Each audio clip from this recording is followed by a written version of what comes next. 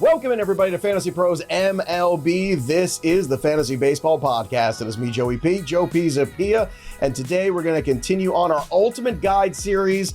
And pitching is such a big position, we have to chop it up into a couple halves. So today we're going to talk about the top 50 guys, maybe top 45, with one of the best in the business. Sarris from The Athletic is joining us, and the Welsh is here too.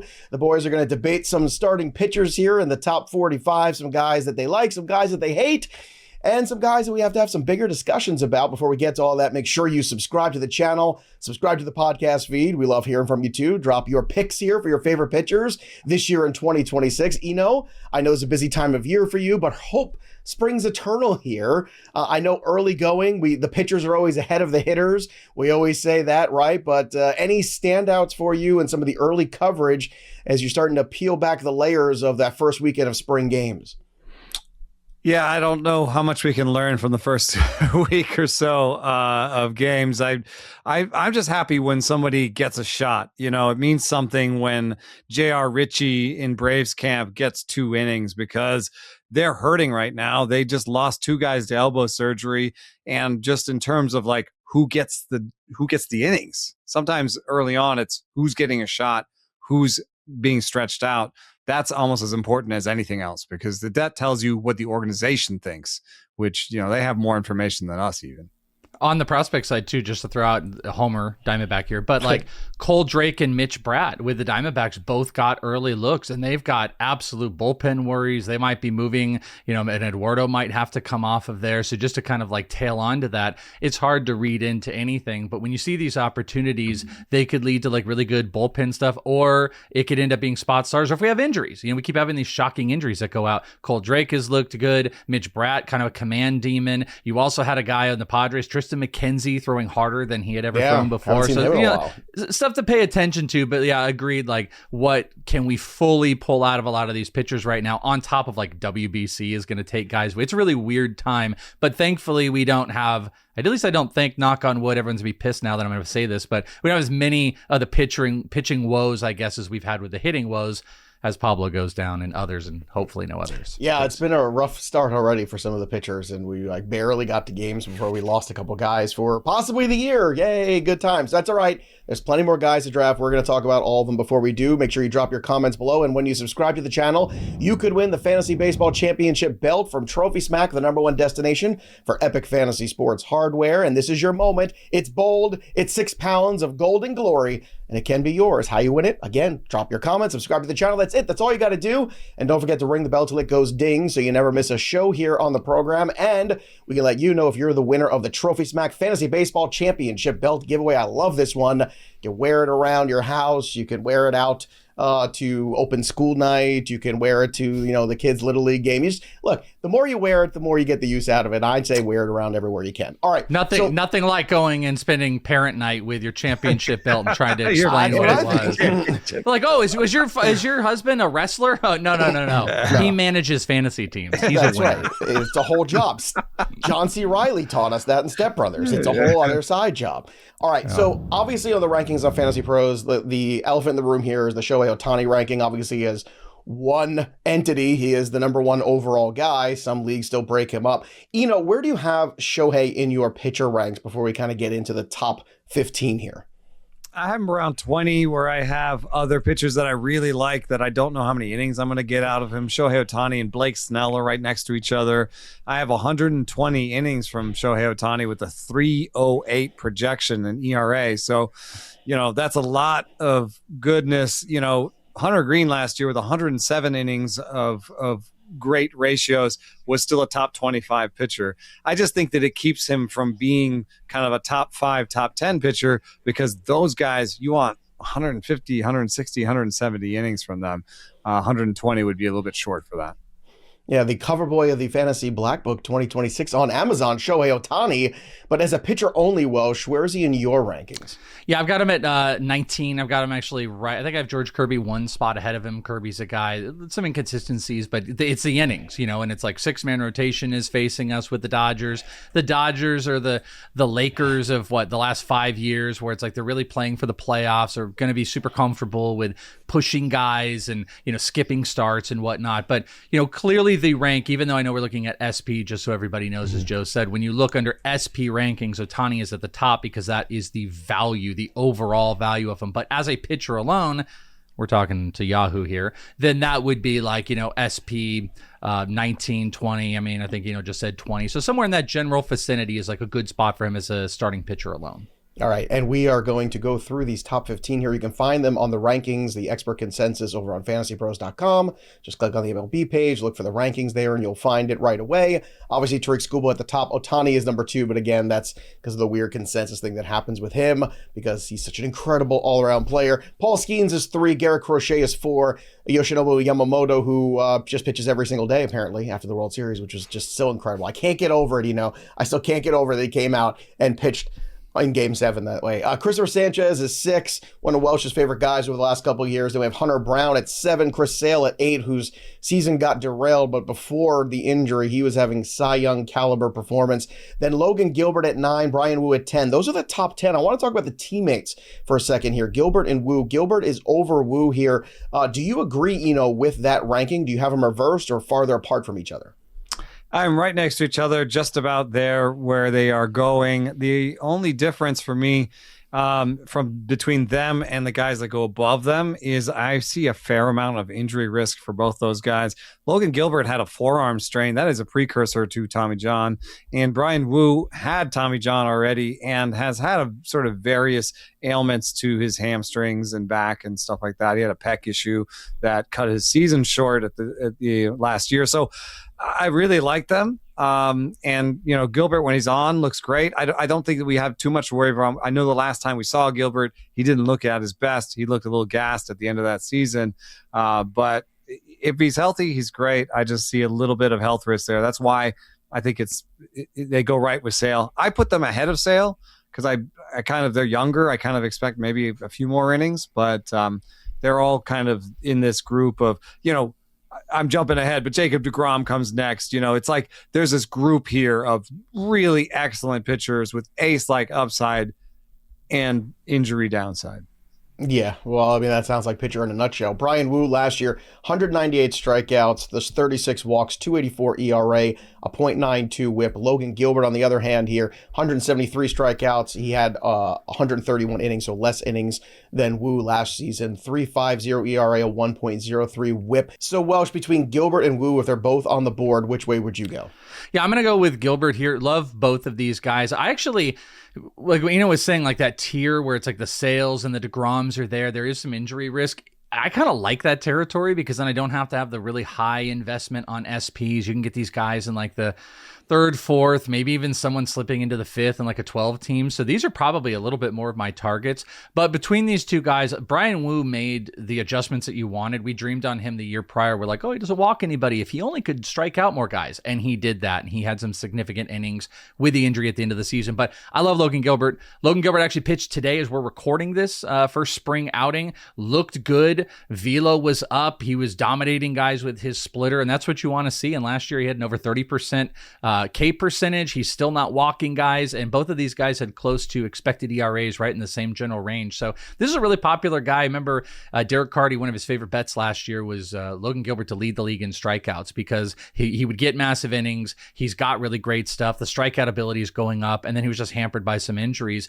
For all intents and purposes, he looks like he's in a great spot this year. I can't worry too much about I don't think he's in the injury prone territory or anything like that with Logan Gilbert. And if you're going to invest in any high end pitching, you're dealing with this anyways. I like Gilbert over Bryan Woo right now. I think it is generally close, but I do think there's like a big clump of guys that I'm probably going to be choosing from in the Woos to deGroms and all of them. All right, before we get out of the top 10, I know Hunter Brown is a target of Eno. So let's talk about Hunter Brown, 27 years old. Last year, 206 strikeouts, 57 walks, a 2.43 ERA, and a 1.03 whip over 31 starts for the Astros. Obviously Hunter Brown, had some struggles earlier in his career, but recent seasons has really blossomed, I think, into the pitcher that the Houston Astros really envisioned him to become. So what's next here for Hunter Brown, and why is he a target of yours in 2026? Yeah, it's really interesting to think about what's next because he's a little bit like Bryan Woo, and then he does all of this with a 4-seam and a 2-seam. It's a lot of fastballs, and that's the big adjustment that he made in the past. He added the 2-seam, and he kind of came into focus and became the Hunter Brown we know now. people are making a lot of the fact that in the second half, his strikeout minus walk rate went down. But I'm not as concerned because I'm focused on what he's going to do next, as you mentioned. So when I look at the fact that his ERA was the same in the first half as the second half, what I see is he did not have the impetus, I think, himself to make a change. So I'm thinking this is a little bit of a psychological aspect to it, but I'm like, if you still have like a 2.4 ERA and your coach comes to you and says, well, your strikeout minus walk rate is down, you say, stuff it in the locker, nerd. Like or I'm just kidding. But like you kind of say like, I don't know how worried I should be about this. Like I'm still getting the results. So what I think is the next time he does run into a situation where the results aren't there for him, he has weapons he hasn't gone to as much anymore, which is the breaking balls. The breaking balls rate really well by stuff models. They have been real weapons for him in the past, and he doesn't throw them that much. So I think if he runs into something where hitters find some sort of adjustment against his fastball heavy approach, he has another wrinkle. He has another way to be. So I love that. Plus, in terms of injury risk, not a whiff so far. So I just feel like this is a horse. He'll get you a ton of innings, and there's a little bit more left if there needs to be. Welsh, you're so tall. I imagine being a nerd just out and about was easy for you because you were way too big to be stuffed in a locker. Yeah, I mean, they can definitely nerd me all they want, but I'm not moving. No one's getting me in any locker. I look like the guy that's putting them in the lockers, but then I'm like, let's talk about expected ERA. Like a big sweetheart. Yeah, you are. But like, there's no locker that can hold the Welsh. I can tell you that right now. He's way too big of a human. No. When we took those every time we take a picture together, they're like, is Joe that short and is Welsh that tall? And I'm like, yes.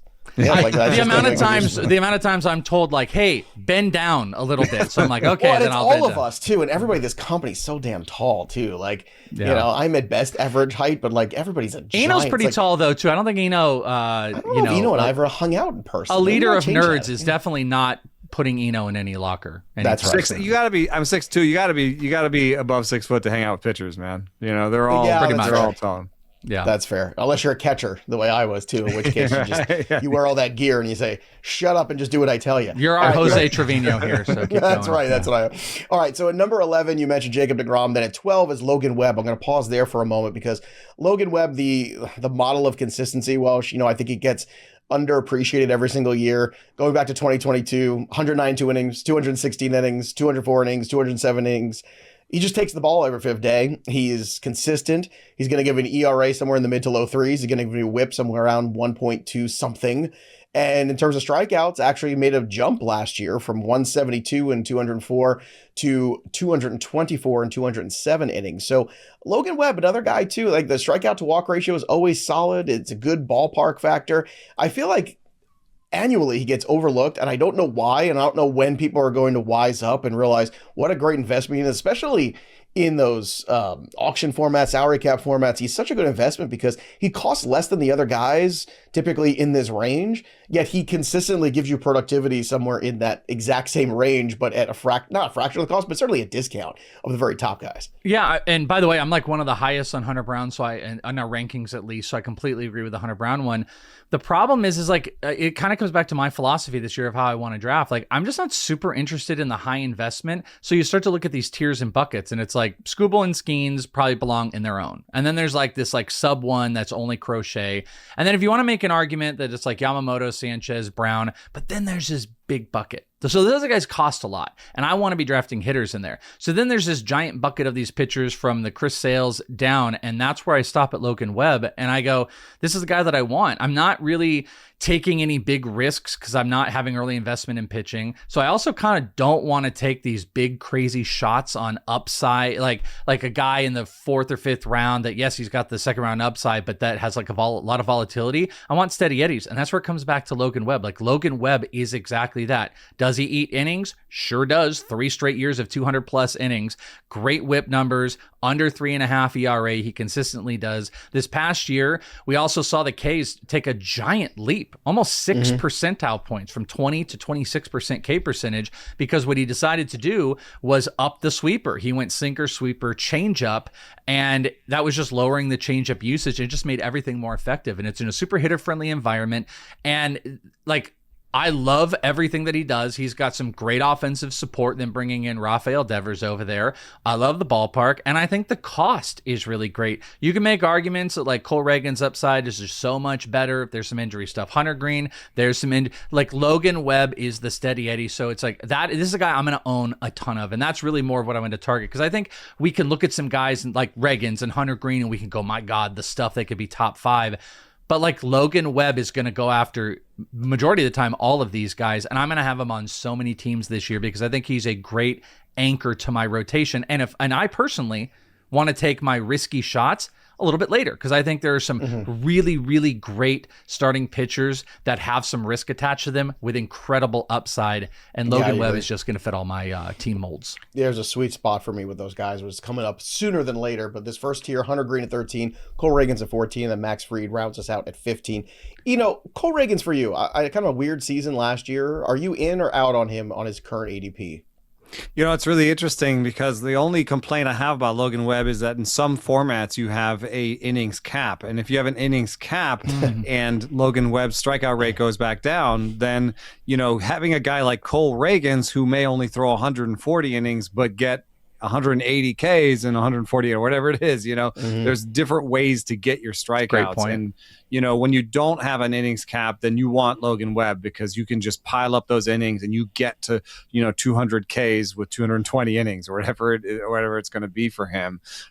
Whereas Cole Ragans in a situation where you have an innings cap, you may prefer him because do you believe in innings caps? You like that? The roto head-to-head conversation? I'm the kind of guy who's just like, tell me the rules and I'll win. But, Oh, wow. Look at this guy. Spoken like a 6'2 man. Drop the mic. Let me tell you, look at Sarris. Look at him. But,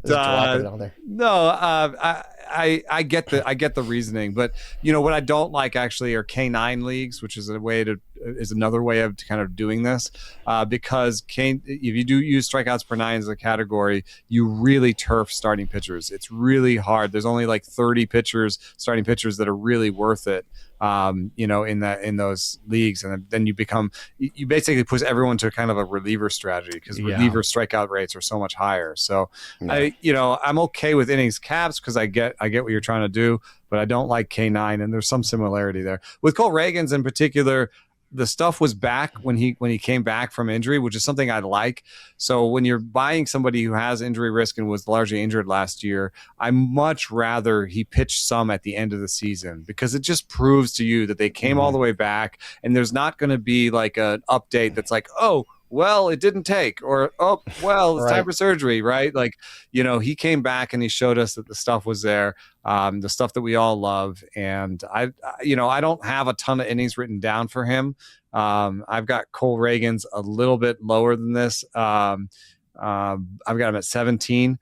I have 132 innings written down for him, but with a 3.3 ERA and a 29% strikeout rate. So if you can stomach the risk, he belongs in this group. And only one thing to add is a guy like Logan Webb, which is really interesting. If you don't want to have an investment in the top 10 pitchers, you could pair Logan Webb and Cole Ragans. I think that's like a really interesting pairing if you want to do. So I do find myself doing this sometimes where I might go 3 rounds, maybe 4 of hitting, and then I want to start tapping some pitching. Maybe you do 3 rounds of hitting. You could go Ragans Webb back to back, and you kind of mitigate a little bit of the risk if you end up wanting to do that. Did you do that? Listeners of Rates and Barrels will know what I call this. I call this the YOLO yo-yo. Yes, yeah, absolutely. I love a yo-yo. You go YOLO with one of your picks. The Cole Ragans is the YOLO, and you only live once. And then the other side is the yo-yo, where you kind of pair him with somebody that has a high floor and should give you innings. So I like doing that because it gives you multiple ways to succeed. And if you lean all the way into injury risk and you just take 5 guys in a row that are injury risk and 4 of them go down for surgery, then you're in trouble. All right, we have rounded out the top 15 guys. And of course, if you want to practice how to get these guys on your rosters, whether it's hope I get it right, the YOLO, yo-yo. What is it? Yo-yo theory. Yo-yo. If you want to practice that out, you got to work on the title. I couldn't say it the first time either. YOLO. I think you need something simpler for my simple brain here. But the mock draft simulator, that's simple enough and effective. You should use it test out your pitching strategies right now, go to fantasypros.com/draftwizard. You can run 20 mock drafts in an hour, back and forth, use the robots to make your pick, the other picks around you. You can set it to your league specific settings, all the roster configurations, all the bells and whistles, everything's there. You can undo draft picks, continue on. You could restart the draft as many times as you want. And of course, at the end, you get all the back end analytics, the expert consensus, the things you could have done better, things you did very well with. All that stuff is there for you.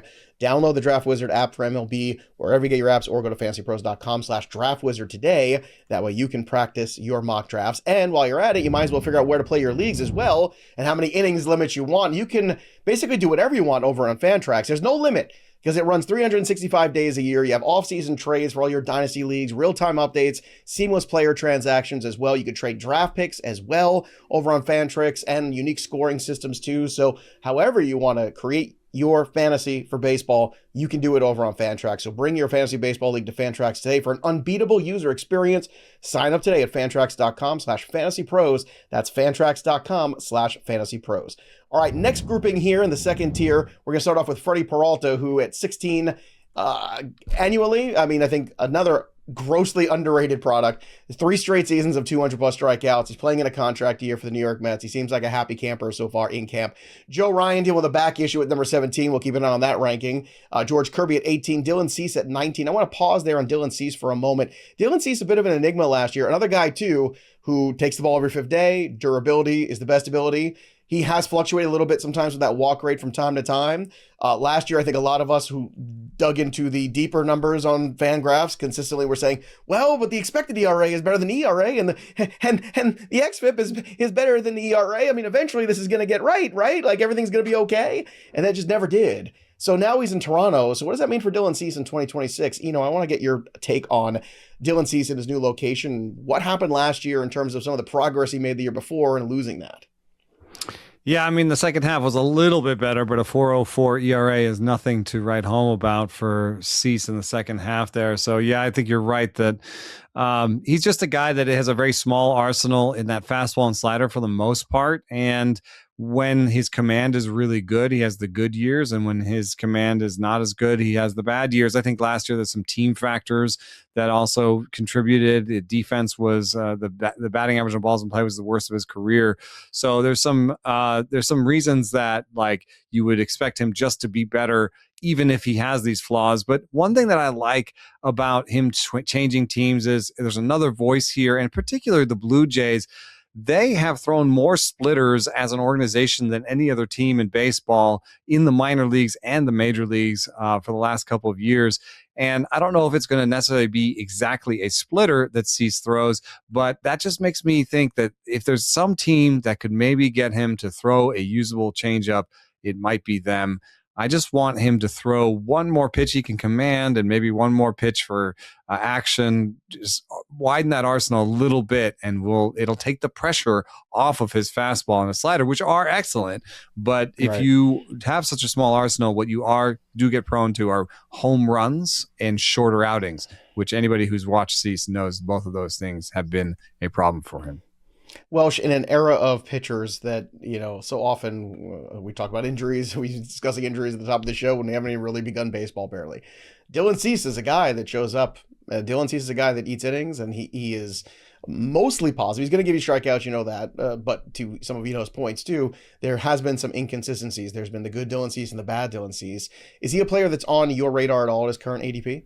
So not really. Like I definitely could draft him, but he's not in my draft target belt. The inconsistencies, I always likened him to like, you had to play fantasy baseball for a long time, but like you remember Justin Upton and how like inconsistent it'd be. Like he was like the Upton of like seasons. It'd be like one half is good, one half is the other. He was a little bit better this past year. He can have a stretch of 10 games that are like phenomenal, and then he can just kind of fall apart and blow up, and he's just kind of trying to readjust and fix himself in the season.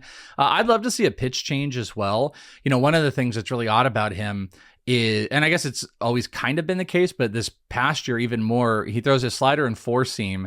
Batting average against was worse this year than the previous year, but when he threw his curve or that sinker, he got smashed. 344 batting average against on the curve, 345 on the sinker. He just got absolutely smashed. So it would be really great if this team could be out there helping him in any type of third pitch adjustment. And I think that could help create some consistencies and throwing for strikes. Maybe Gausman will end up being like a really, little, just kind of brush off some great stuff for him. Gausman's a two-pitch guy too, but somehow I think the command has just been great. And, one thing they did with Gausman was they said, hey, throw some low fastballs, because what you're doing is throwing high fastballs and splitters, and they're just seeing if it's high, it's going to be hard. If it's low, it's going to be the splitter. That makes it very easy to face you. So just throw some low fastballs, get some called strikes.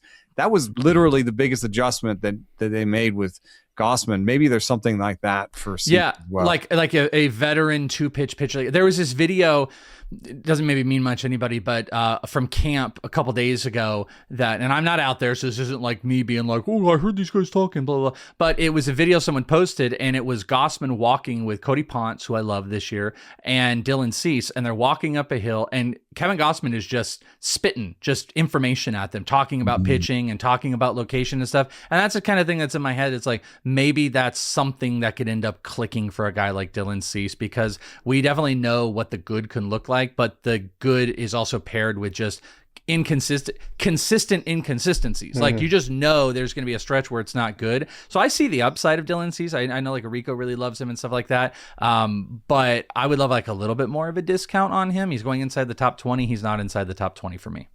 Well, I think environment's really important too, especially for younger pitchers sometimes, because it's one of the reasons why I'm really intrigued by Mackenzie Gore this year, because when all of a sudden now you have an Eovaldi and a DeGrom sitting next to you, every day, and you're sitting there on the bench, you'd be crazy not to pick their brains. These guys have been in the league a long time and have a lot of success.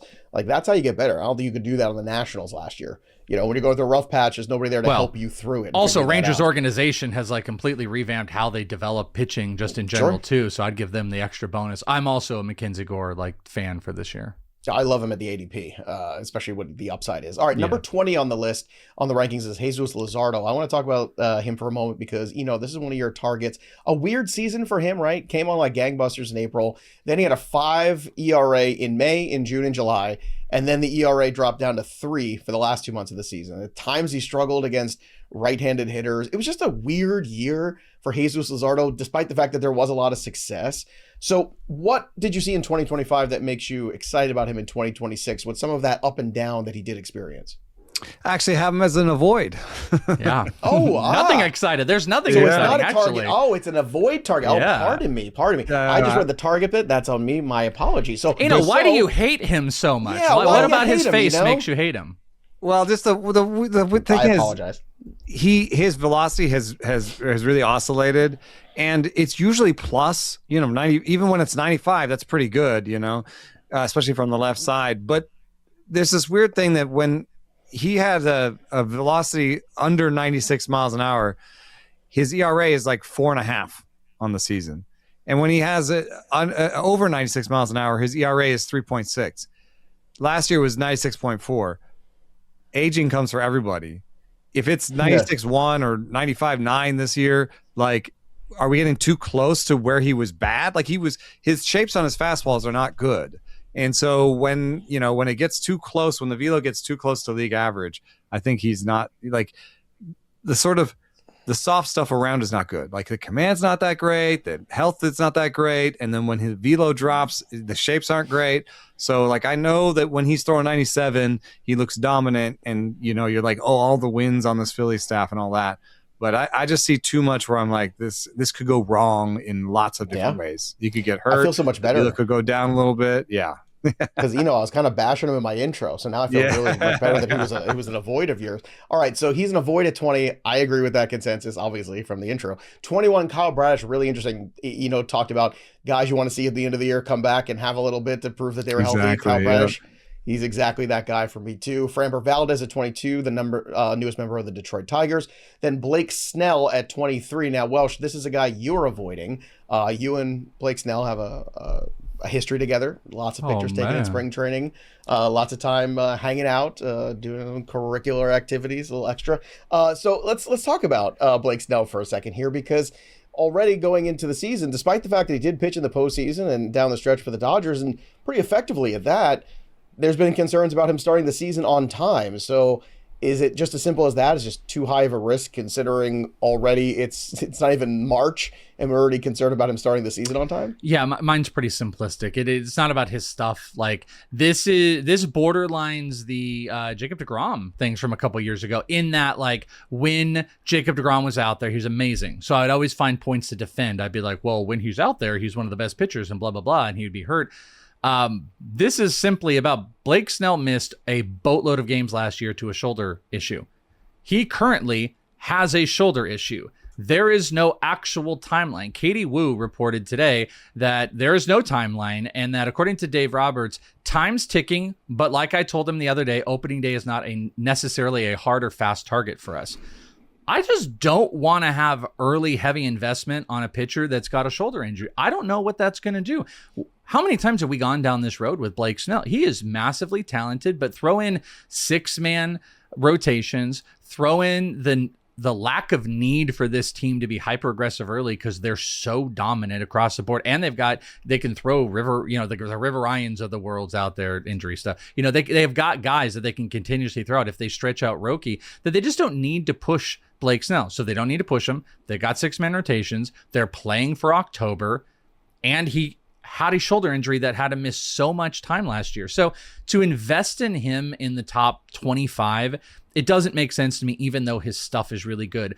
I have taken, based on like my Blake Snell or my Logan Webb approach earlier, I kind of want whatever safe pitching, whatever that actually is, I want that a little bit more early on. And then I'll just take some shots later on really like lower priced players on the upside. So I just don't like, as much as like as talented as he is and a funny guy and he's very lovable. I know Eno's had interactions. He was great with Eno's kids, and I've been around Snake. He was nice with Snell. He's been really nice with my son. Like all of that, it's all great, but he's got a shoulder injury. And it's just like, as lovable as he is, I don't want to draft on fantasy right now a guy that has a shoulder injury into the beginning of the year, no matter what they're doing. So he's kind of a hard pass for me right now. All right, so this is the sweet spot coming up that I really like it. Number 24 is Nick Pivetta, but after that, two guys that I just did a video here on the channel about, Eury Perez at 25, Nolan McLean at 26. I think both these guys are being undervalued, underappreciated. Let's start with Eury Perez here, because Eury Perez, not that long ago, was the guy that everybody was talking about, right? Before Paul Skeens took the world by storm, it was, oh my God, look at this 20-year-old Eury Perez, how incredible he is. And when he came back last year from Tommy John, he basically threw the exact same season he did 2 years ago before he got hurt, statistically speaking. The only difference is the ERA was actually a little higher, but if you go dig a little deeper, it should have been a little lower. And if you go back to the rookie season, ERA was a little lower, it should have been a little higher. So hopefully, eventually, we get sort of a middling of everything, where everything just kind of comes back here and we get a full healthy season from Eury Perez. What does that look like, Eno, in your mind? I just think there's so much stuff here. I've got this stat called Stuff Plus that I helped develop that's on Fangraphs, and it just looks at the shapes and velos of your pitches. And if you look at last year at pitchers who had 1,000 pitches, and you look at the Stuff Plus among starters, it's Tarek Skubal number 1, duh. It's Hunter Green number 2, Christopher Sanchez number 3, Garrett Crochet number 4, Chris Sale 5, Misiorowski 6, Eury Perez 7. He has the kind of stuff that you'd expect from a closer, except he's a starting pitcher. He can do it over and over again. The only problem he had last year was a home run problem away from home. I just don't believe that's going to continue. This guy throws so much heat. You've got a 98-mile-an-hour fastball. You've got a 90-mile-an-hour changeup. That didn't exist when I was a kid. I'm sure of it. And then 10-mile-an-hour. You got an 80-mile-an-hour curveball and an 85-mile-an-hour slider. It's a full arsenal. No real command issues. And the home park is going to be so nice to him. And I think he's just going to be dominant this year. I think that he's got the innings. He should have the health this year. This is going to be he's going to leap like Christopher Sanchez into the top 10. Ooh, I think. I like the sound of that. I got him in my home league. He's a keeper of mine. So very excited about that prospect. And, Eno's so much more impressive than us, Welsh. He creates real statistics and we just make them up. A couple of years ago, we made up one called X-Plug. And we just let's just make up a stat, right? And we would have, people on the show, and every now and then we would just drop it in there. I remember we asked Justin Mason once too, does his 318 X-Plug concern you at all? And we tried Mason to get him. Yeah, and he just filibustered for like a good 5 minutes, and then we let him off the hook about it. Nick Pollock was like, he knew right away. He's like, that's not a real thing, is it? I said, no, it's not. Very funny you say that, because as the spoiler for the starting pitching guide part 2, our dear friend Nick Pollock said, "I'm very excited to talk about X-Plug again," and I was like, I can't believe you even remember that. So that's why you got to watch the Ultimate Guides. That's great. And it's funny because sometimes we like to have fun on the show. We catch people off guard. We're serious about our baseball, but we're not serious about ourselves. We try to be a little bit somewhere in between there. The next guy I'm very serious about, though, at number 26, Nolan McLean, and not just because he's a New York Met. I'm serious about him. I'm still serious about Jonah Tong too. Much later, I can't wait to talk to Nick on that next one about him tomorrow when we record that one, because he showed up to camp looking like Quadzilla too, like the lower half much improved in terms physically. But Nolan McLean last year just dominated throughout AA, AAA, up to the major leagues. The 8 starts were terrific. The Mets seem really confident, and I love the Freddie Peralta addition too, because it takes a lot of pressure off him. Look, you don't have to carry the whole rotation. I think mentally that can really wear on a young pitcher. Some guys are up for it, like Skeen. Some guys aren't, and I don't like to throw that onto a young pitcher. So Welsh, I know this is tough for you to talk nice about a New York Met, so I want to hear all about this and your Nolan McLean take. I've been doing this since November. Actually, Eno was a part of the show, the live show we did here, the Fantasy Pros show, and I talked about Nolan McLean on that, so I don't mean to like retread, but I'll tell you one thing. I'm not in love with this tier of pitching as far as like what my targets are. So not that I'm saying I won't draft some of these guys, but like I think I'm a little more begrudging. Like if I have a Tyler Glass now, I'm like, okay. If I have a Kevin Gausman, okay. Like a lot of these are just okays, but Nolan McLean is somebody that I do want. I definitely don't know if he's underrated, because the one thing that has happened since we did that live show at First Pitch Arizona to now is he's only just skyrocketed. But I still think even as SP26, he still has the stuff to be a top 20 starting pitcher, and he's a guy you want to own. He was unfazed this past year, 2 ERA, never had one of those blow-up games as a rookie, through 95. His curveball, absolutely dominant, 50% whiff rate. And as I cited on that show, and I'll cite again, one of the more eye-popping things is if you go and look on FanGraphs at the Stuff Plus model, every single pitch he threw was a 100 or higher. More impressive, 5 of 6 registered pitches were over 100. He had a 117 Stuff Plus, and I think the most impressive thing too, that curveball that I mentioned, and I didn't sort it right now, but I did this in November. I believe if qualified, would have been the number 1 curveball Stuff Plus overall of any of these guys. That is to also throw in that this guy doesn't have crazy command issues right now. He is a pitching Stuff Plus monster. He throws out crazy spin numbers, 3,200 RPM. And by the way, he's only been a full-time pitcher for like 3 or 4 years. So I think everything is moving in his direction. He's going to be counted on this year. You are asking a lot of a young pitcher to get a big, dominant, like 170 plus inning season, and he really wasn't phased last year. So like, what are we in for? But this is the type of guy that you want to put the risk on. The Stuff Plus numbers love him. Everything he did last year loves him. He's got huge strikeout pitches. I'm just a big fan of Nolan McLean and that 30% K percentage. And as long as there's no big regression, I think it's going to be hard for him to not be a top 25 starting pitcher. So regardless of being a rookie, he is definitely one of my targets for this year. All right, let's do lightning round. All right, just kind of yes or no, or one like quick hitter on the last of these guys in this tier. Spencer Strider, 27. Bounce back Eno, yes or no? No, I don't think so. Usually his stuff comes back after surgery, and his didn't. Okay, Welsh, yes or no on Spencer Strider, in or out? I'm going to say yes, but I don't think full. So I'm kind of hedging. I'll just say in general, like I'll target him. So let's just go yes, but I don't think he'll be like original Strider. Tyler Glass now, you going to get fooled again? Welsh? No, he's fine, but I don't want any part of it. Eno? I don't know. He still struck out 30% of the guys he saw last year. I've got a couple shares. Yes. Okay. All right. Well, it's easy to do when we face about 30 guys. He strikes out about most of those guys. All right. Kevin Gausman, 29, a guy that Welsh, you and I argued quite a bit about last year, ended up turning in a pretty good season. In or out on Kevin Gausman? I'm in. It's a little bit more begrudging. Like I told you, a lot of these guys are begrudging to me, but like I'm fine. I'm fine getting the innings from him. He's boring. All right. Last one here in this tier, Brennan Woodruff for you. Again, a guy that just could not make his way back. He had some awful luck there on his path to recovery. And look, a lot is riding on him in that Brewer rotation this year. Yeah, I'm a little bit worried just because he didn't throw his breaking balls at all after surgery, and then he got hurt in a different way.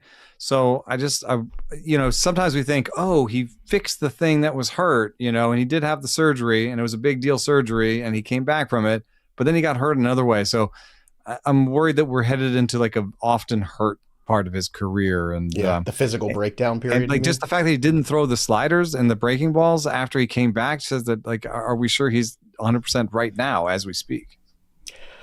That's scary for the Brewers. He was worried. I was at the Brewers camp the other day, and he was around, but he was kind of hoodieing it and not doing really anything. That's not good. I want to be like he's healthy. We have to make Dark Joe come back. Joe, Brandon Woodruff never coming back. We had this bit last year on the show where I would turn all the lights off, and I was like, Brandon Woodruff. Oh, Brandon Woodruff's never coming back.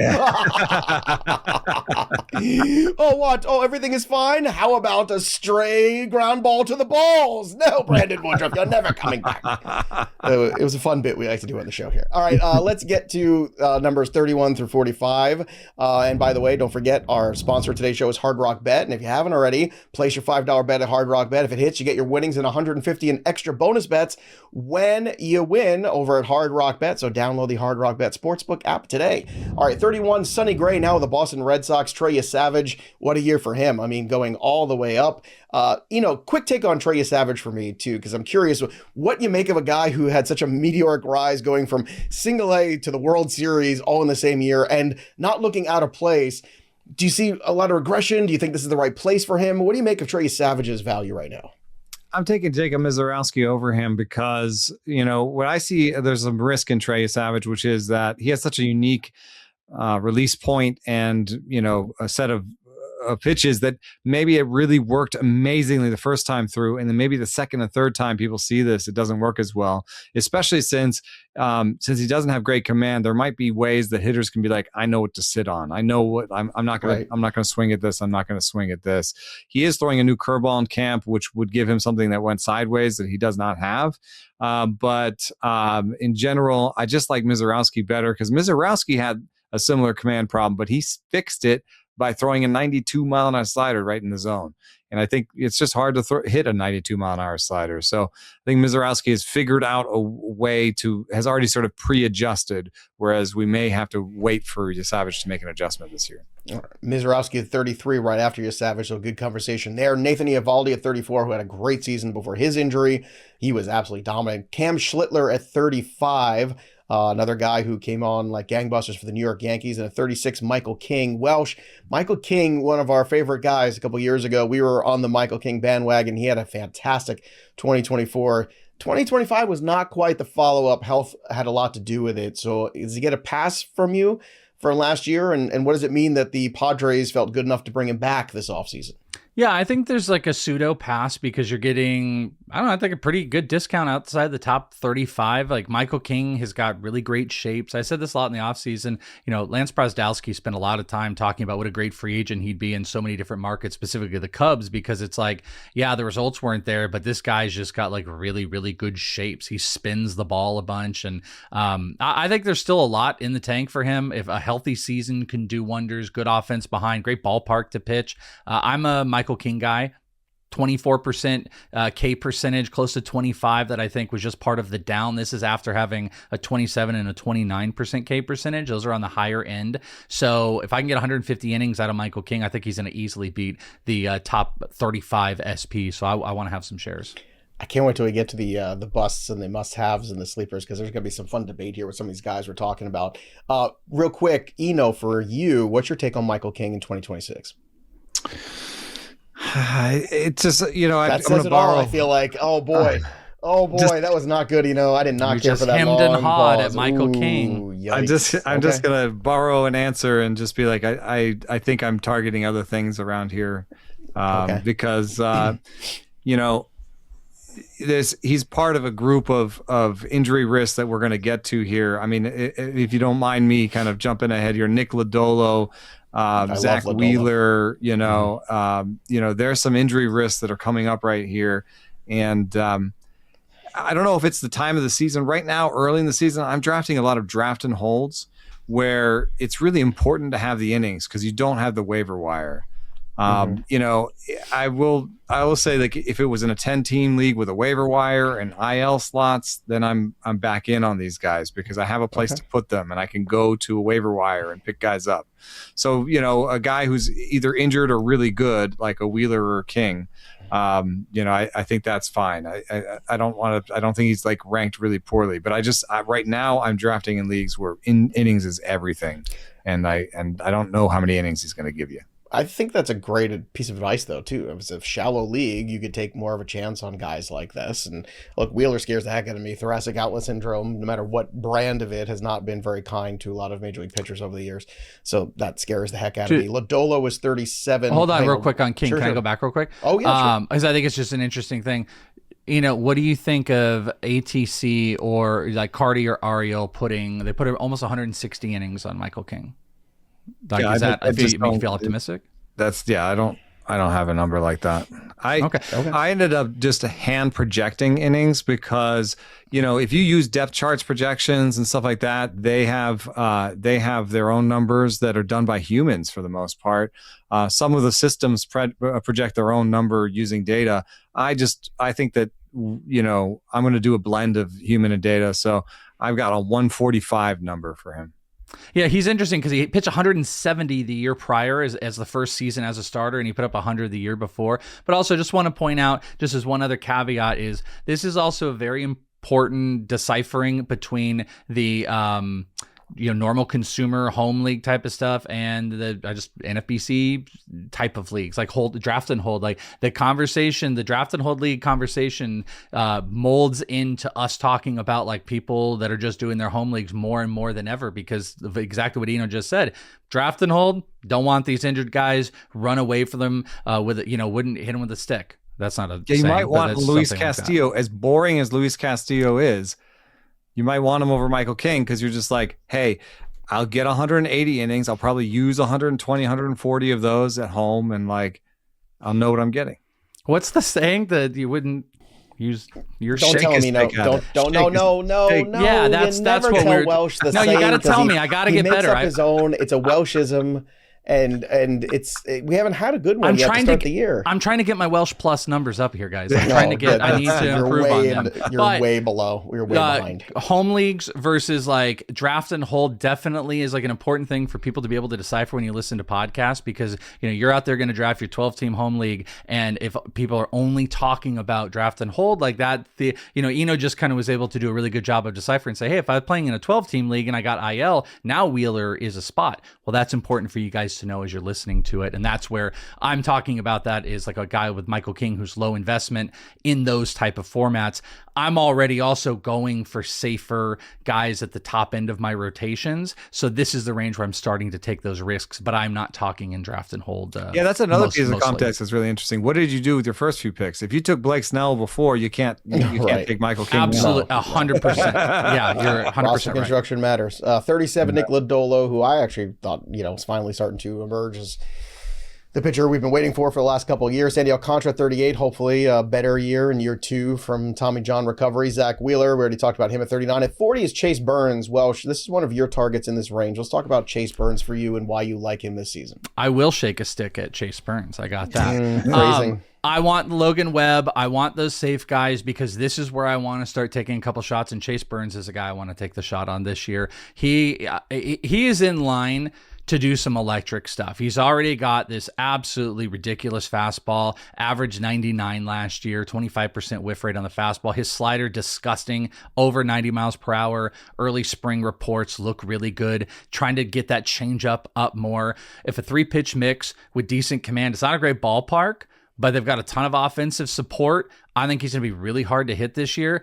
And I think Chase Burns has top 15 SP upside. His stuff, I mean, when you want to start looking at like stuff plus numbers, that was one of the big things in that draft. God, now I'm forgetting. It was Chase Burns versus, I'm forgetting the pitcher. Misiorowski, and then. But it was in that draft. It was this one. I'm completely forgetting the pitcher. It was Chase. You loved Chase Burns or you loved another guy, and Chase Burns was the guy that I loved. In his actual in the MLB draft class. Joe probably look it up. It's gonna kill me because you had to be on one of the two sides of these pitchers, and this was the argument for Chase Burns was his stuff was absolutely electric, and it's developing that way. And early spring indications are saying all the right things. He's been pushed up to the majors to this big, great degree. And I think like I said, I think he has top 15 SP upside. So this is a guy that I want to pair with a couple safe guys. Because like Eno said, I can't do that if maybe I've taken there's some risk in Cole Ragans and I take a Blake Hagen Snell. Smith the guy you were thinking? Hagen Smith, right? Yeah, it was Hagen Smith. Okay. That's it. Hagen Smith was this big, thank you. It was this big command, he got whiffs inside the zone. He lived in that, accomplished college pitcher versus Chase Burns, who had big stuff, and people were arguing, and Chase Burns, this was my guy. And he looks to be living up to that part. And I think he is set for a huge breakout this year, and he's being underranked in this range. So this is a very important guy that I want to have on a lot of teams this year. Well, it's an interesting area because at 40 you have Chase Burns and you have boring. Again, Eno called him that. I didn't call him boring. Luis Castillo at 41. And then you have Emmet Sheehan, who is also not boring, I think, like Chase Burns. Huge upside. Another guy, too, coming back, had some really strong success. He pitches for the Dodgers. Between Glasnow and Blake Snell, obviously there's going to be some open spots at some point for starts, and whether or not they go to a 6-man rotation or not. So, Emmet Sheehan, your take on him for this season, Eno, what is it?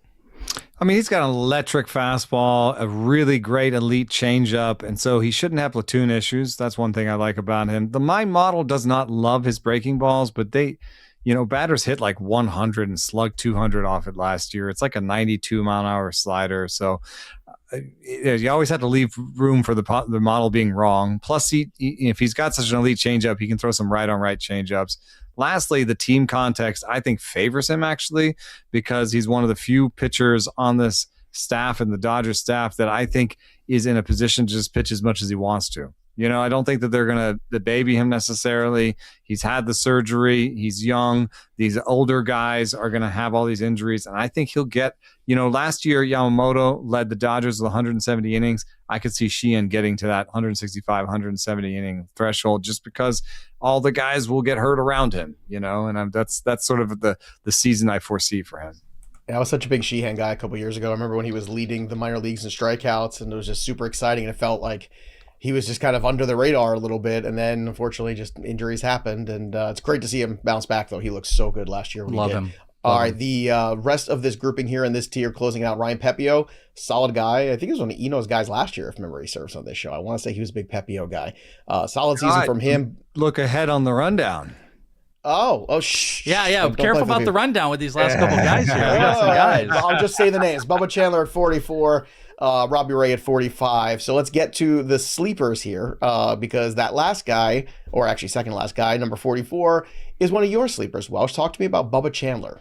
Yeah, I love, again, it comes back to my strategy of give me some of those boring guys that are going to do their things for me. And we're just ripe with just these great young pitching prospects that we can take some shots on, from Chase Burns to the guy Eno's going to talk about. If you like Trey Yesavage in here, but Bubba Chandler is the cheapest of all of those guys. We want to go back and we want to use the Stuff Plus model on Fangraphs. Well, guess what? 109 Stuff Plus. Fastball, 113. Guess what? That's good. Slider, 118. Guess what? That's good. Those are his big primary pitches. And through all the kind of nastiness of the minor leagues, he came out, he got into relief, and then he got blown up in one of the starts when they finally put him as a starter, and then he just settled in, and he went 5, I think, the last 3, 25% K percentage, only a 3% walk rate. This is a guy that had some walk concerns in the minors. Now, I don't think he's going to be a 3% walk guy. He's not going to be Bryan Wu when he gets to the majors, but part of that is he's got this big, powerful combination fastball slider. Spent almost the entire offseason with Paul Skeens. I don't hate that. I know that's not a tangible thing that you can put on a piece of paper to justify, but I think spending an entire, literally at his house, spending that type of time, I think that's a good rub off of a guy that had a really, really good debut. He's being ranked almost outside the top 45. And if he gets a significant amount of innings this year, I think he's going to do some damage. He's projected on, I know we talked about the projections, but 140 plus on a lot of these. I think he's being underrated on his strikeouts, and that is one of the most electric fastballs in baseball. So I think Bubba Chandler is a big sleeper because he is the lowest of all of these rookie pitchers that are in that big grouping. Talk to me about Cam Schlittler, because that's one of your sleepers here this year. I just was tooling around on his page, and I just discovered something I don't love so much about him, which is not about good Cam timing. Schlittler or about Welsh's guy? About Cam Schlittler. What I do love about him is two really good breaking balls in the cutter and the curve. I would consider his cutter a breaking ball. He developed a sinker, over the course of last year, and now he has a real 4-pitch mix, all just high velo, blow you away. I think that he even has some growth in the breaking balls. He didn't get as many whiffs as you expect given their shape and velocity. So I think that, he's got everything he needs to be a great pitcher. I think that the Yankees have him slotted at third, and he's going to be fine even when Rodon and Cole are back. He's in that rotation. So those are the things I love about him. What I don't love about him, I just realized that he was not sitting 98 in the minors last year. In the minors, he was sitting 96.6. Then he came up to the big leagues and sat 98 off of a 99 and a half kind of maximum. So he basically got to the major leagues and just started throwing as hard as he could. And I just wanted to say that makes me a little nervous. All right, well then let's talk a little bit more about a potential bust of a guy who throws pretty hard, Jacob Misiorowski, who you've already professed your love for, but Welsh, you have some misgivings about him. What are they? Yeah, I mean, part of it's about, like, I love Chase Burns. Part of it is about just cost. I mean, it is hard to deny. Like, Jacob Misiorowski is very exciting. just long delivery, good extension. He's got that big power fastball, ridiculous slider. But, like, there are some worry stuff in here. He's still trying to shake some of that, like, relief pitcher stuff. I don't think he's completely shaked that yet. He had a pretty alarming walk rate, 11%. That kind of puts him in the range of guys like Dylan Cease. Like, if you were to just look at the K and walk numbers, if I said 32% K percentage, 11% walk, you'd be like, Dylan Cease? Like, that's the same type of stuff. His slider, as ridiculous as it is, he throws a slider 94 miles per hour on average. It had a 15% K percentage, So, like, if he is throwing it for more strikes this year, then that might lead to some better results because his fastball is already a problem and had a 32% whiff rate again. It's a secret cutter. I think that's why it doesn't get as many whiffs. It's like basically a fastball. And it sets up the velo fastball, and it sets that up for good strikeouts, which is great. But he was also worse in the second half. I don't think him throwing that cutter is going to lead to him lowering the walk rate a whole bunch. But he is a super talented guy, and he's still developing. But I just don't love the cost based on risk, based on some of the guys that I like a little bit. I love Emmet Sheehan. I want Emmet Sheehan. I want Chase Burns. So I think people are reaching for him. I think there's some volatility in his game. And clearly I have points where I'm trying to avoid volatility. So it's a little bit about me, but he's my bust based on his range. Give me a bust for you in 2026. I'm going to go with Nick Pivetta. And, sometimes we throw around some really, fancy numbers, and we create new numbers and we create all these metrics. But, at the very beginning of, fantasy pitching analysis, there were a couple rock solid metrics that we always look to. We looked at batting average on balls in play last year. Nick Pivetta had a 235 for his career. He's at a 292. That suggests more balls are going to find grass next year.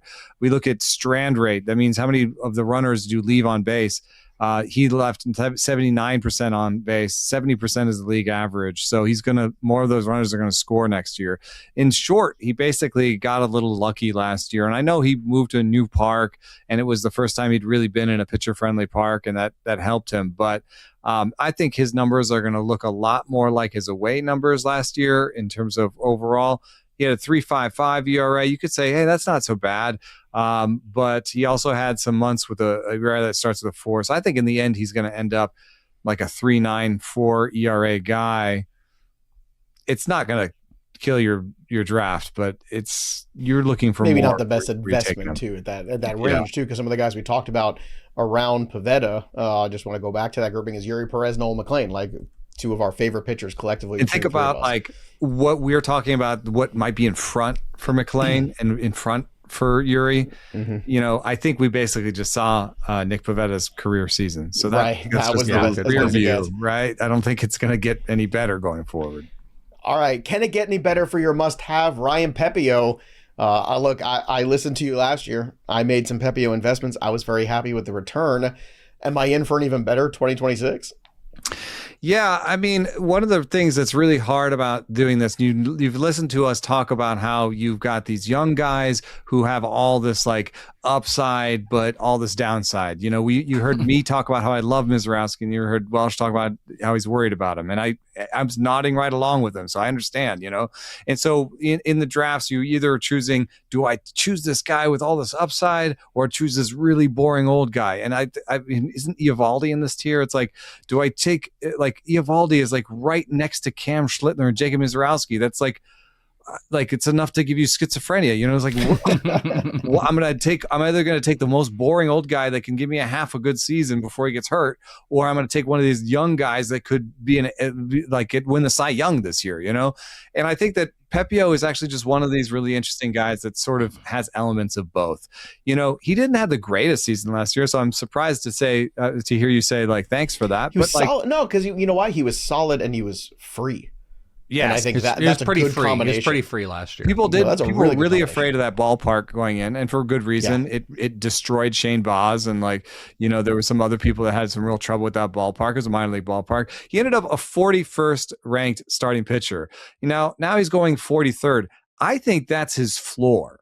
Like, I think what he just showed us last year as a 28-year-old was his floor, because that was a really bad park situation. One thing that he told me this year was that when he pitched, he would throw a ball and then he would look up at the ballpark cam at the Jumbotron thing. The Jumbotron. And he would look to see what his pitch just did. He would look to see what his movements were. And he said that there was so much wind there, crosswind, that was changing the way his pitches moved every year. One thing we found when we studied Stuff Plus was Tampa Bay, Stuff Plus loves Tampa Bay. And it's not just because Tampa Bay loves Stuff Plus. It's because the ballpark, the Trop, is like a lab. You know, it's a dome. So all pitchers, their Stuff Plus plays up in domes because there's no crosswind. There's no, what's my pitch going to do today? There's no, oh gosh, like this, that, or the other thing. It's wet, it's dry, whatever it is. It's the same all the time. So, you know, he has good stuff, and it's going to be repeatable this year in a way that he didn't have last year. So I think last year is his floor, and there's some ceiling there. And to have a floor of a guy who is basically where he's being drafted, and then have ceiling beyond it, it's kind of one of those things where he's both a veteran that you know what you're getting, but also has a little bit of upside beyond. It's so weird, though, because Pepiot's home ERA was actually a run better than his road ERA. So you would think that with all the strangeness of that ballpark, that it would have been harder for him, and he was checking in on it. I don't know, maybe he should check in on it after every pitch wherever he is. No, maybe that's the secret sauce. I hear you. I mean, his home run rate was higher, but so was the strikeout rate. So yeah. I just think that, like, if you're living that life, it's a little bit easier when your pitchers aren't changing all the time, right? Oh, and Trop historically has been very good for those pitchers, for sure. All right, Welsh, let's get out of here with your must-have guy for 2026. Yeah, I'll be quick on it. I actually had Emmet Sheehan as that at one point. I settled on Chase Burns. I want both of those guys. I've already talked about Chase Burns, but I'll just add to, like, I have caveated a lot of stuff where I'm like, oh, you know, the build and what I'm doing and just like, it kind of doesn't matter to me. Like, I just want to be invested in Chase Burns this year. And he is coming at low of a cost with the high of a return that I just don't care. Like, even if I was a psychopath and I was just like, I'm taking Jacob deGrom and I'm taking Blake Snell and Cole Ragans and I'm still taking Chase Burns. I think Chase Burns is a guy that you want on all teams. Any build. Any build. I'm just doing that. I would actually throw Emmet, like I said, I did have Emmet Sheehan in here as one of those guys as well. Obviously, also trying to pair them with some boring guys. But no matter what, in the true must-have sense, Chase Burns of our category pitchers here is the guy that I've got to have. All right, gentlemen. So those are the first 45 pitchers. We've got the second version, part 2 of the Starting Pitcher Ultimate Guide coming out later this week. So make sure you check that out. Nick Pollock will be our guest. Eno, always great having you, man. It's so exciting to always talk to you about pitching. We always learn so much. You're one of the best in the business, if not the, you know what? You're the best in the business. I don't care. I don't care. And I'll tell Nick Pollock to his face when I see him that Eno's the best. You're close number 2. But again, we appreciate you so much making the time for us. We know this is a very busy time of year for you, and we want to encourage everybody also to check out the rest of the Ultimate Guide series over on our YouTube channel as well. Catcher first, second, third, short, all in there already. Outfielders in there already. Starting pitcher number 1 down, and 1 more to go. Great stuff as always, gentlemen. That'll do it for us, but the story of the game goes on. For Sarris and the Welsh, I'm Joey P. We'll see you next time, kids.